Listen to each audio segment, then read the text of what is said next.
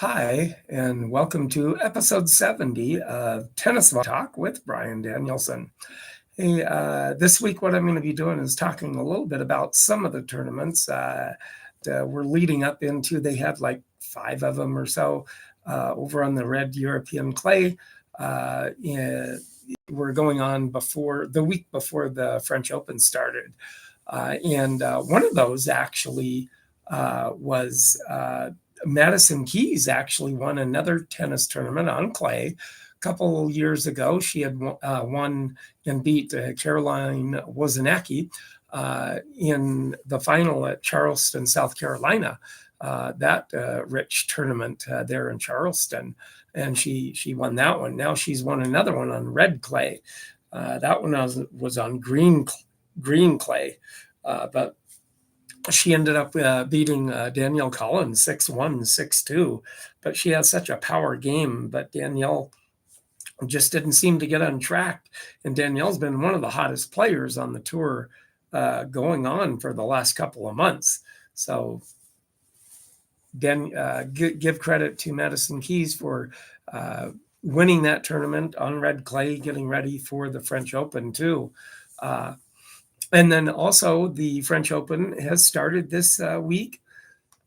Now, the one thing is with that French Open, they've been having a lot of rain, so they've got 2 courts right now that are covered courts that they can play inside. And if it rains, then they can play inside and catch up with some of the matches and everything like that. But last few days, it's been rainy and wet, so it's been a backlog of tennis matches. So they're going to be really playing catch up probably all the rest of this week and in through the weekend to get up with the rounds that you have to get caught up on. But with that too, some of the rounds at the French Open this year were like they should have been finals in the playing that they had, like the first round match between Sasha Zverev and Rafa Nadal. It was just a phenomenal playing, and Nadal really looked good, like he was back to practically his normal self. But Alexander Zverev, or Sasha, he played unbelievable lights out tennis and back and forth. And Nadal had a chance to win the second set tiebreaker and lost that. And then he lost in 3 straight to Alexander Zverev. And then along with that too, you had also Iga Swiatek beat Naomi Osaka in actually a 3-set match that could have been a final also at the French Open. But because of the way the draw happened and the way they have it drawn up and who meets who, just kind of ended up being that Naomi Osaka gave Iga everything she was worth, had her down actually match point, but could not pull it off. So that's kind of the realm of that. Iga showed the grit and determination and focused in and ended up finally winning the match too. Just the big thing with that also. So, with that, I just want you YouTubers just to know, be sure and go to my YouTube channel, Tennis Volley Talk, and subscribe, like, comment. And then you podcasters out there, you'll be hearing about the racket of the day.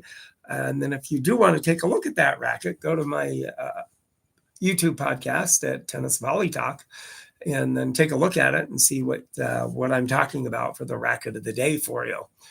Now, also in that second round, also former champion Stan Wawrinka beat Peter he lost to Peter Kotev, a Russian, big 6'3", 197 pound. Didn't look like he just built like a football player almost, and got around the court very well, very fast, and anticipated, had some ground strokes on him. kind of wore stand down a little bit at almost 38 years old, but still playing some great tennis also. One of the big, good one-handed backhands out there. And also Richard Gasquet ended up playing Yannick Sinner, and Gasquet lost also. But he's 37, so all the older guys that are still on the tour at playing in their late 30s, which is amazing in itself. So each one of those guys have had a storied career with that too. So that was some, and actually any one of these matches could have been in the quarterfinals or finals or whatever, but just kind of the way it worked out with everything. It's the way it worked out that way. So with that too, as it goes too, I also had a couple episodes ago that I did ask you guys, like who would you guess who the tennis pro is? And I did kind of say in episode 68 that that number had a little bit of significance for that player.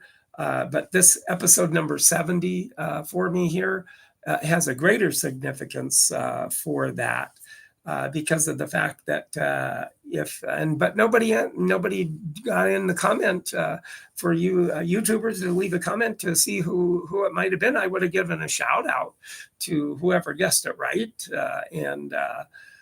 but nobody did or anything like that. So with that too, I just wanted to say and let you know that the recently retired big John Isner at 6'10.5", he's the one that I was talking about, and he started playing with his two brothers actually at the age of 9, but not take it up serious until he was about 11 or so. But in senior in high school, where he helped lead his team to the state championship in 2001. He liked the team atmosphere of a team going and environment. He went on to play 4 years at the University of Georgia. Go Bulldogs. So anyway, with that, he played there in 2003 in college. His record in singles was 143-28, and doubles 140-27.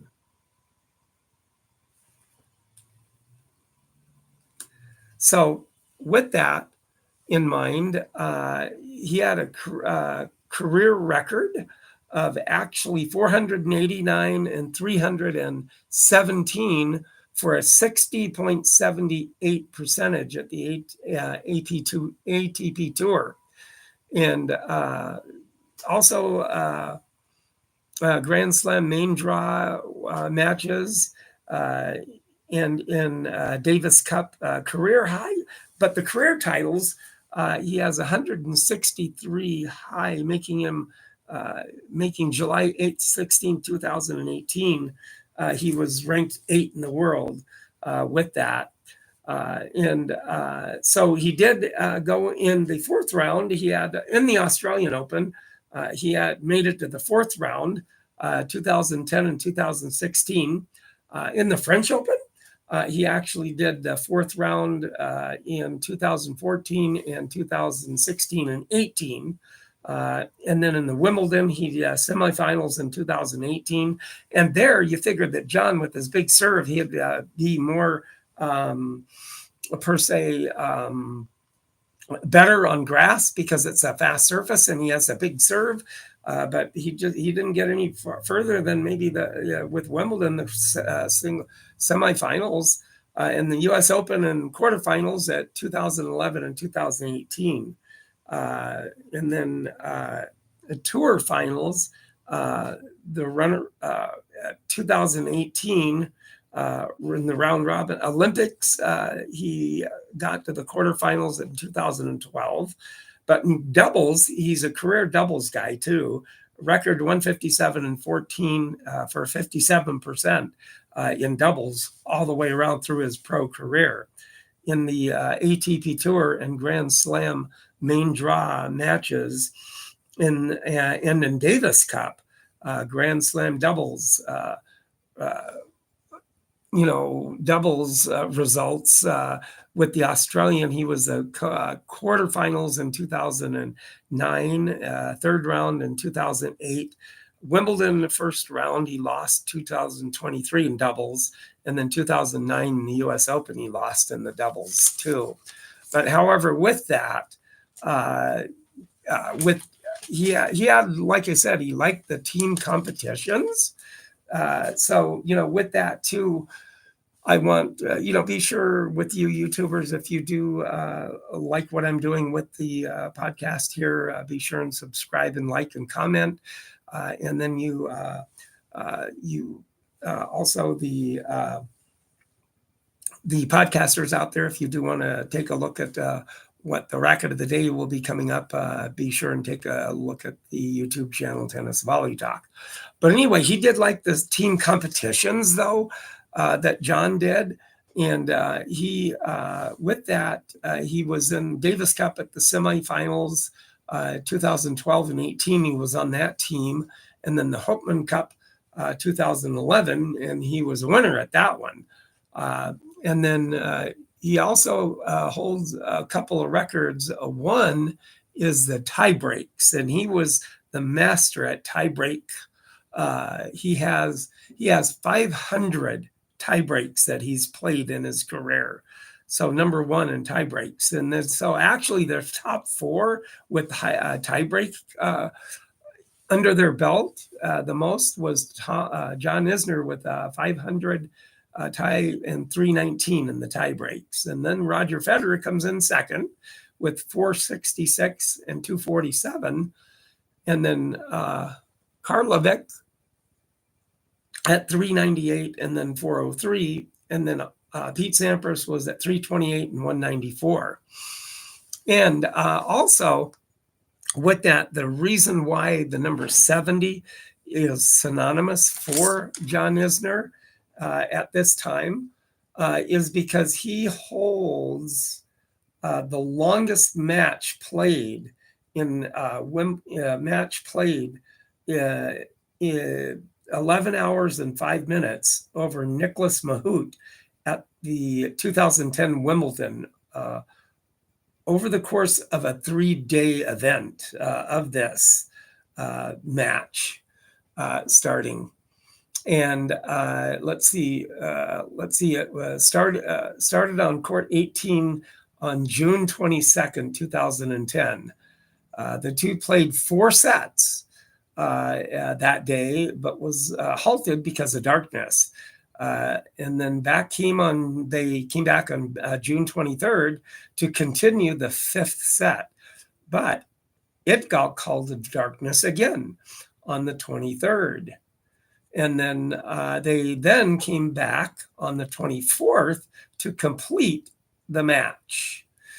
But as it kept going, the scoreboard stopped working at 47-47. Didn't go up that high, so they had to come up with some way to, keep going with the score, winning by 2 in that 5th set, because back then you had to win by 2, no tiebreaker, no 10-point tiebreaker or anything in the 5th. So you had to win by 2. So in the 5th set, it had not been programmed to keep the scores beyond that point. But the two kept playing, serving over 100 aces each, and holding serve for an incredible 168 consecutive games throughout the match. Then you finally get the break in 137th game of the final set, and then broke Mahut in the 138th game to prevail in this marathon match that's in the 5th set, lasted 8 hours and 11 minutes. And then he ended up winning. And John Isner won 6-4, 3-6, 6-7, 7-9, 7-6, 7-3, and for 70-68 win. And that was it. That was the whole the match, the longest match ever played at Wimbledon, and John Isner was involved in it. So that was kind of a little insight of that, and maybe I'm going to be hopefully doing getting a hold of some other people later on, and hopefully going to be getting some more phone interviews, and then now with this. I do want to do Racket of the Day with this. Now, you YouTubers, you're going to be taking a look at this. You podcasters, if you want to take a look at it, then be sure and take a look at the Racket of the Day. This racket is actually another Wilson racket. And then it was Wilson founded in like in the early 1900s. It's a stylist. That's the name that they put it to different kind of names with the racket itself. Now, the sponsor person on the racket was Maureen Conley. Now, with that too, it was, done. And this racket here is probably mid 40s to late 50s racket is what it's from. And then that's kind of it's still really well made. The wood is very nice veneer wood. The actual endorsement picture is actually really good of that. So you podcasters, if you want to take a look at it, go to my YouTube channel, Tennis Volley Talk, and take a look at it. Now, Maureen Conley, she was born in 1934 and passed away in 1969, and she was known as Little Mo, an American tennis player, winner of 9 major singles titles in the early 50s. But in 53, she became the first woman to win all 4 majors in the same calendar year. So she did win a Grand Slam. Other than that one, the only other one was Steffi Graf, but she ended up winning the Golden because she won the Olympics in gold.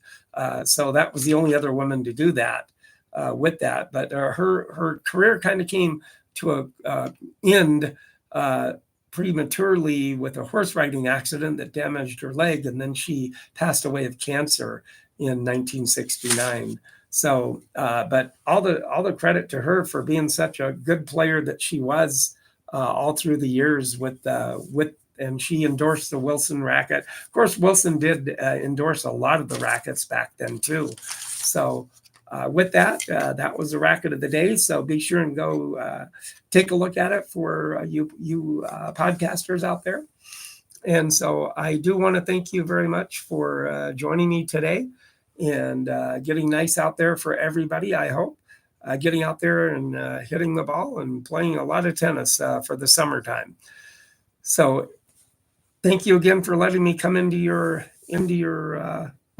life and talking about tennis. And everybody have a nice week.